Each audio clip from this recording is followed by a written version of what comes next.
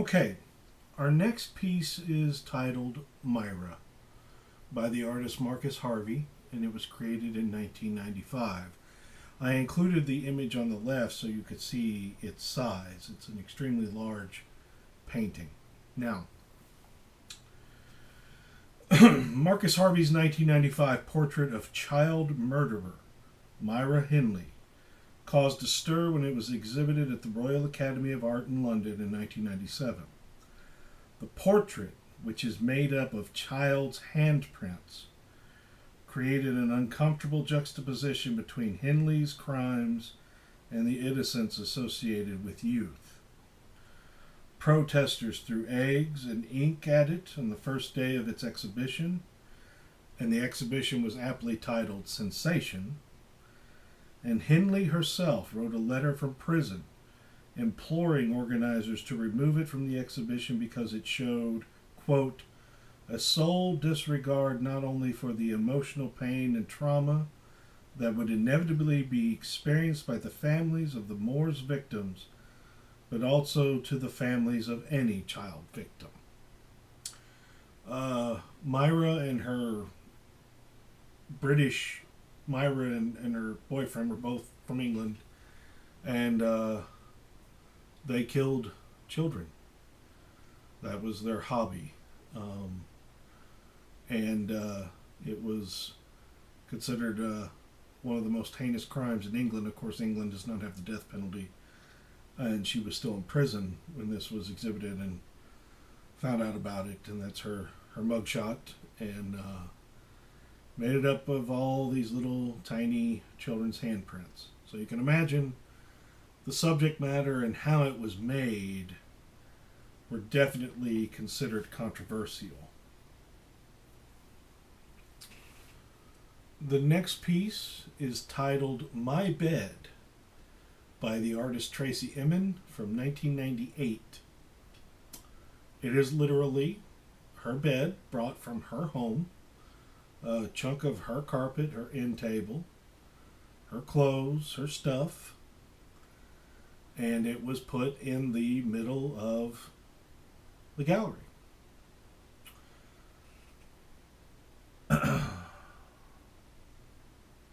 Now, the backlash on this one didn't really come from the public. The public was kind of, it is what it is. Used cigarettes, there's shoes and underwear and, things like that. Just her normal everyday life. And the backlash came from when she was nominated for a Turner Prize. And it says there's a negative side to notoriety. Her installation, My Bed, complete with an ashtray full of cigarettes, dirty knickers, and used condoms, sold for more than $4 million at an auction. But some still consider her success illegitimate because of the controversy that has surrounded her work and the celebrity it's inspired. A quote says, Emin is not someone who worries about her finances anymore, and that's really saying something for a contemporary artist. But people assume she's overvalued in some ways. She's somebody who has very much begrudged her success because people in the art world and other artists feel she has a lot more exposure than she deserves. So the backlash wasn't so much for the piece of art, but the fact that it sold for so much money and she got super famous right off the bat and, made a fortune right off the bat. And to artists who have been working and working and working and working and working and trying to obtain some sense of notoriety or importance, this was kind of an insult to them. That it was kind of overhyped, which it may be. History will have to decide. This next piece is from 1982, and it is called The Kiss by the photographer Joel Peter Whitkin.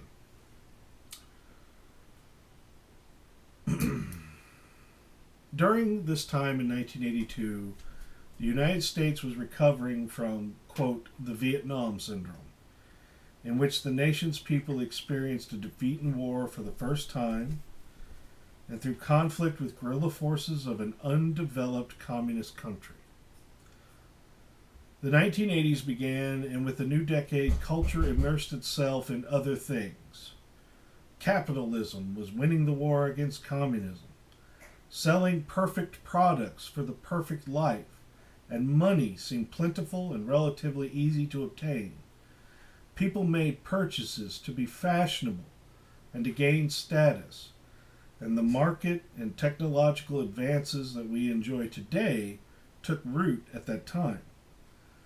But principles changed drastically, shifting from a 1960s society that expressed its desire for love and peace everywhere to a world in which the most important thing was the individual themselves. Some turned their backs on the world's problems, rationalizing that if something was not of direct personal concern, it simply was not happening. Sound familiar? Accepted societal norms and stereotyping pictured an artificially standardized world in which the different, the ugly, and the weird were not accepted. As they had through the ages, artists stepped in to reveal what was beneath the surface, offering what they believed to be a truer picture, raw, direct, and sometimes violent. Photographer Joel Peter Whitkin was among them. Whitkin's works reveal the things that society did not want to show. People with physical deformities or with jobs deemed inappropriate, such as prostitution, became mainstays of his art. A Vietnam War photographer from 1960 to 1964, Whitkin experienced death firsthand and began portraying corpses in his art beginning in the 1980s. He wanted to show death as a natural part of life, a process that is inevitable and unexplainable. The most decisive moment in Whitkin's experience which inspired his work occurred when he was a child. Now, this is a quote from the artist.